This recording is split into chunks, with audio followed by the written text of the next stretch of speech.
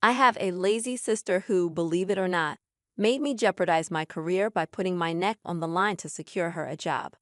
Loyalty to family can sometimes be the greatest burden, and I speak from personal experience. Let me introduce you to my sister, Stella, who is a year younger than me. We are the products of our mother's love life, which never led to marriage. The closest thing we had to a father figure was Uncle Greg, our mother's brother, who had been looking after us for as long as I can remember. It's incredible how, from the way we carried ourselves, you'd never guess we were being supported by someone who had his own family. I graduated from college before Stella and was desperately searching for a job. Knowing Uncle Greg's influence, I approached him for help. After expressing my gratitude for everything he'd done for us, I opened up about my job search. We discussed it for a while, during which I could sense that he was assessing whether my college education had been a waste or not. Fortunately, he seemed satisfied with my qualifications and promised to help me secure a job. Uncle Greg was a man of his word, so I was overjoyed. 3 days later, he called and asked me to bring all my documents to a company. To my amazement, he had secured me a position as the head of human resources. This was beyond my expectations. I had zero experience and was fresh out of college. Nonetheless, I was determined to prove myself, not wanting to let my uncle down. A year later, Stella also graduated from college and embarked on her job hunt, which proved unsuccessful. I suggested that she visit Uncle Greg for assistance, and I planned to accompany her. However, my concern was that Uncle Greg, who had high standards, would be disappointed upon meeting my sister, a law graduate. I, too, was disappointed, but I knew I had to let Uncle Greg assess Stella for himself. We arrived at Uncle Greg's place, and he engaged my sister in a conversation. I remained mostly silent, and even I could tell that she appeared unrefined. Uncle Greg didn't say anything about my sister, but the disappointment in his eyes was evident. After some time, he promised to help her in her job search. 2 weeks passed, and Stella hadn't received a favorable response from Uncle Greg. She reached out to him, but he would merely say he was working on it. One evening, our mother and sister approached me for a discussion after I returned from work. Exhausted, I asked to have the conversation the following morning before I headed to work. They both woke me up early the next day, and Stella started by expressing her frustration with Uncle Greg, who she believed was taking too long to find her a job. I defended him, emphasizing how good he'd been to us and that she needed to be patient. Stella, however, insinuated that Uncle Greg was now playing favorites between us, citing how quickly he had found me a job, while she had waited for weeks. Our mother chimed in, suggesting a solution for Stella's joblessness. I was initially happy for my sister until I heard the proposed solution. Our mother suggested that I use my influence as the head of human resources in my company to hire Stella as a sales agent with a high salary. I was shocked and turned to Stella to see if it was a joke.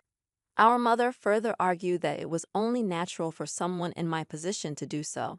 She claimed that since I was the head of my department, nobody would question the hire. I hesitated to say no immediately and asked Stella if she had any experience as a sales agent.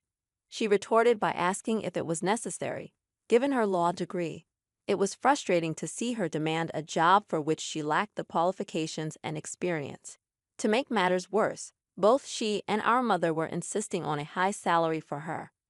I made it clear to my family that what they were asking for was simply not feasible. I explained to my mom that Stella's law degree had no connection to my line of work. She raised her voice, insisting that I should look at the bigger picture, which, according to her, was the substantial salary Stella would earn once I secured the job for her. I pointed out that fulfilling their request could jeopardize my career, as it might appear as favoritism if my superiors found out I'd employed someone unfit for the job. My mother and sister, however, dismissed my explanation, accusing me of not prioritizing family success. This was when I truly understood the bondage that family loyalty could become. How could they insinuate that I didn't want our family to succeed just because I declined to risk my career for their sake?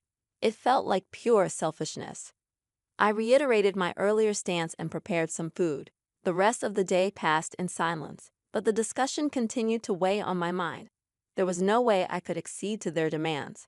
I hadn't even been on the job for 2 years, and it wasn't time to act like I owned the place. My mom and sister started giving me the cold shoulder, essentially trying to guilt-trip me. I felt miserable in my own home, so I began intentionally coming home late to spend less time there. However, that tactic didn't improve the situation. I finally decided to seek advice from someone I knew would offer an unbiased perspective, Uncle Greg. One day, I stopped by Uncle Greg's place on my way home from work and shared everything that had been happening at home, except for the part where Stella accused him of playing favorites. Uncle Greg listened and assured me that getting a job for my sister was not a difficult task for him. He mentioned that he'd been stalling the process because he had doubts about her capabilities for the job, even in her field. He pointed out certain observations he'd made during their discussions, which I agreed with. Uncle Greg explained that if he recommended my sister for a job, it would put his own reputation at risk with his friends who were her potential employers. He made it clear that she didn't meet their expectations and could damage his standing. He also revealed that the talk of not wanting family success was an emotional ploy to manipulate and guilt-trip me into doing their bidding. He urged me not to sacrifice my budding career for my selfish sibling and suggested that I consider moving out of the house and renting my own apartment if the pressure became too much. Uncle Greg's words deeply resonated with me, and he was right. I needed to let my mother and sister understand that I was an independent person who couldn't be swayed in any direction they wished. But despite this realization, I couldn't bring myself to do it. I decided to make a one-time compromise for Stella's sake. One morning, I approached Stella and asked her to come to the office later that day to pick up her appointment letter. The relief in her demeanor was palpable, and my mother smiled, assuring me that I was making the right decision, even though I knew she was wrong. I was unknowingly setting myself up for a major disaster. Stella came to the office, received her appointment letter, and commenced work. However, the real issue was her lack of productivity, which was evident. The problem was that her role was not in her field of expertise. 2 months later, most of the staff began complaining about Stella's performance. I had to address the issue with my sister before it escalated further. I pointed out that she was not contributing to the company, yet she was overpaid compared to some hardworking, productive colleagues. I explained that, under normal circumstances, firing her would be the best option for the company, but I was using my influence to delay such a decision. Stella defended herself, claiming she was still new to the job and needed time to learn the ropes. While her reasoning was understandable, the real problem was her lack of effort and enthusiasm. She seemed to be lethargic, simply waiting for payday. Just as I was about to dismiss her, she dropped the bombshell. Stella said she was considering taking a 1-month paid leave to attend to her health, despite no apparent health issues. I knew this was just an excuse. Here was someone on the verge of facing multiple complaints, and all she seemed interested in was stirring up trouble. I sternly warned Stella against entertaining the idea of a leave and threatened to fire her if she attempted it. I didn't let the matter rest. When I got home, I brought it to our mother's attention. I reminded her of her assurance to help Stella secure a job. And now, barely 2 months into her employment, Stella was requesting 2 months of paid leave. I made it clear to our mother that if Stella's productivity didn't improve by the end of the month, I would ensure she got fired. Our mother downplayed the situation, suggesting that Stella would get the hang of it in due time. She asked me to be patient with my sister. I agreed to give Stella the month to improve her productivity, and my course of action would be determined by her performance. I patiently waited for my sister to step up and be more productive, but it was a regrettable situation for both of us. Unfortunately, my superior got wind of the ongoing complaints and summoned Stella and me. During the review, it was revealed that Stella hadn't been productive since she started as a sales agent, and I had failed to take the necessary action, which would have been reporting the issue to management. My favoritism was exposed, and we were both immediately terminated.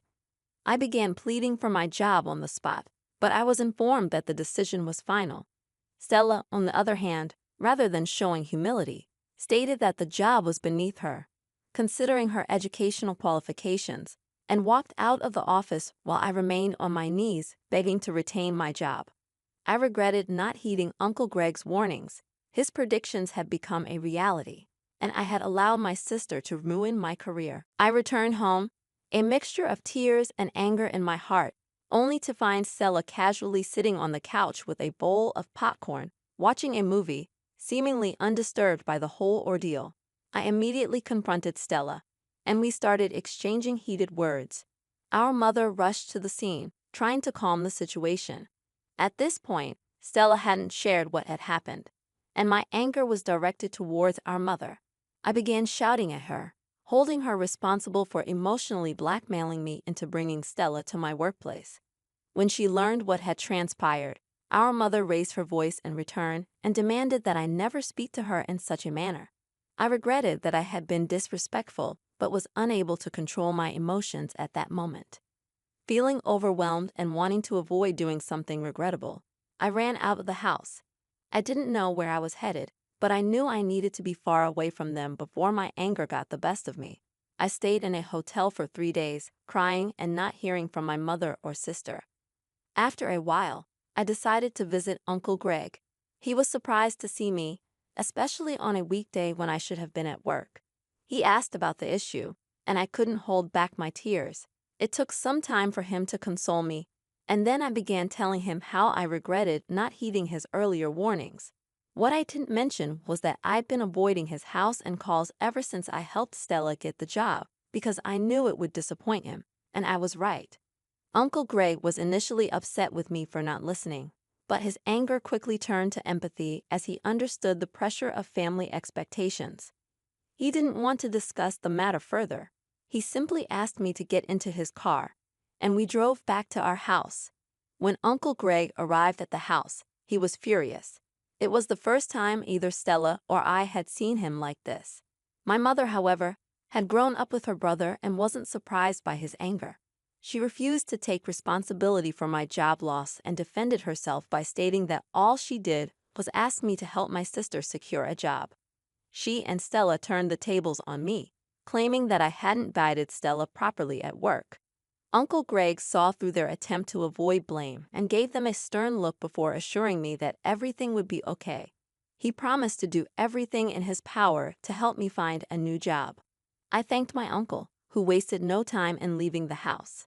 My mother, upon seeing her brother's departure, turned to me and called me a disgrace. She questioned why I had made such a big deal out of the situation and involved someone who had little or no business with it. I couldn't respond the way my emotions wanted me to, so I simply went into my room and closed the door. It has been 2 weeks since the incident, and both my sister and I are jobless. I am not sitting idly, waiting for my uncle to work his magic. I am actively searching for job opportunities and hope for a positive outcome soon. In an update, I can say it has been extremely challenging staying at home with my sister and mother. They have both united against me, making me feel like an outsider in my own family. I returned last week from yet another unsuccessful job hunt, feeling frustrated and exhausted. It appeared that even my uncle was struggling to secure a job for me, and I couldn't blame him. If I had been wiser, I wouldn't find myself in this current disaster. After submitting my qualifications to a firm that promised to get back to me, I decided to rest on the couch for a moment. My short nap was abruptly interrupted about 5 minutes later when my sister started screaming in excitement. She deliberately came to the living room, dramatizing her joy, as if she was deliberately looking for trouble, as she often did.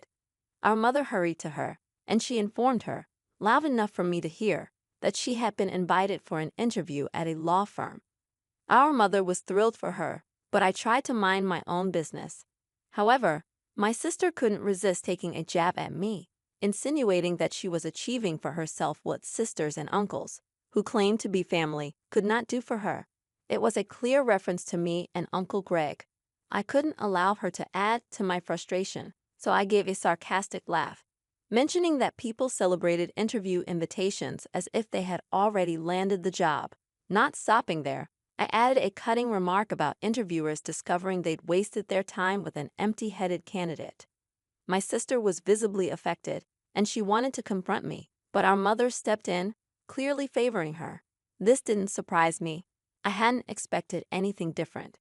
Stella went for the interview and returned with a smile, informing our mother, right in front of me, that she was preferred over the other candidates and was offered the job on the spot. The pay wasn't as much as she had earned in my firm, but she was assured it would triple in 3 months.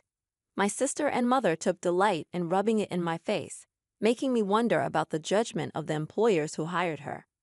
I also wondered about the quality of the other candidates if Stella was chosen over them. Nevertheless, I decided to wait and see how it would play out because I knew my sister's track record with jobs.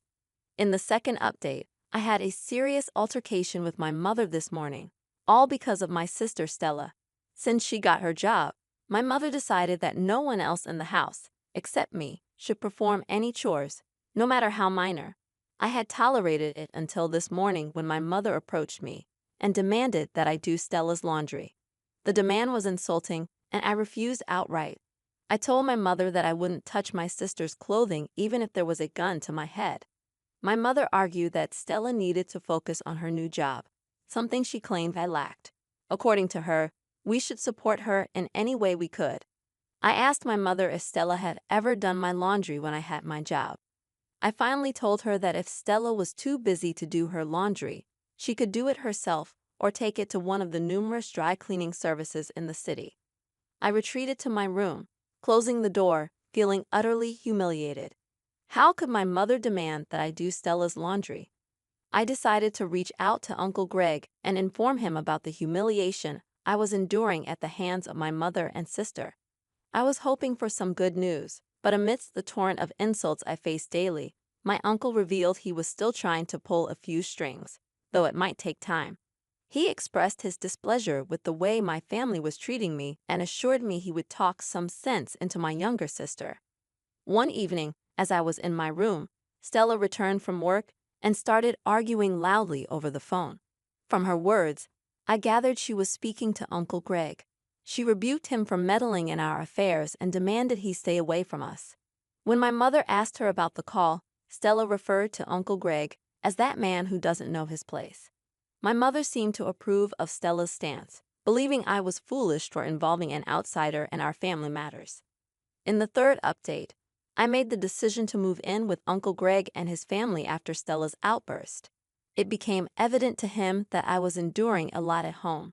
I informed my mother about my decision, but she dismissed it, claiming I had been trying to distance myself from her and Stella anyway.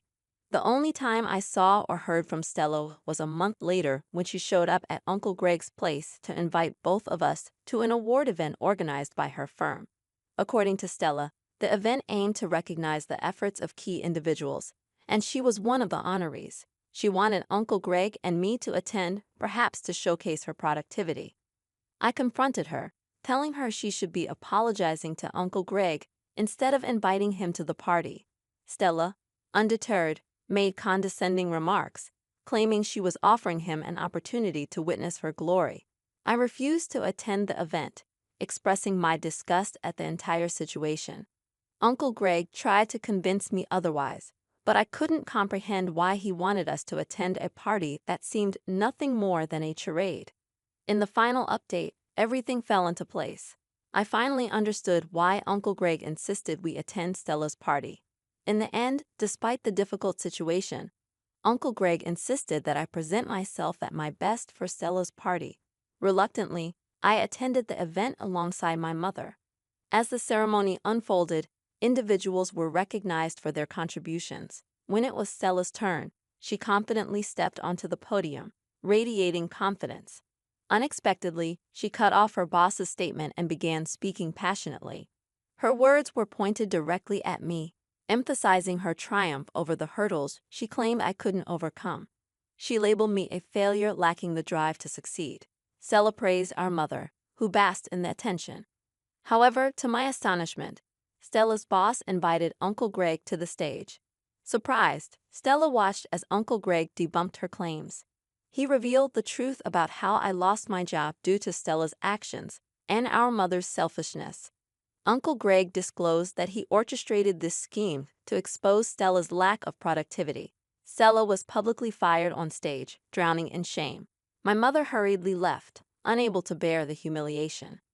Uncle Greg introduced me to influential people that day, assuring me that a job opportunity would emerge soon. I severed ties with my mother and sister, knowing they would likely come crawling back for assistance eventually. Looking back, I am grateful for Uncle Greg's support during this ordeal. If not for him, I might have faced this situation alone. Reflecting on this experience, I am overwhelmed by the twists of fate and the importance of having a strong support system. I welcome your thoughts on this story. What would you have done in my position? Consider this twist.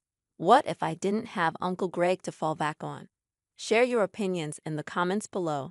My name is Mr. Redito, and I share drama stories every day, ranging from inheritance disputes to cheating tales. If you enjoy these narratives, don't forget to subscribe. I'll be back tomorrow, reminding you that kindness is always in style. Peace.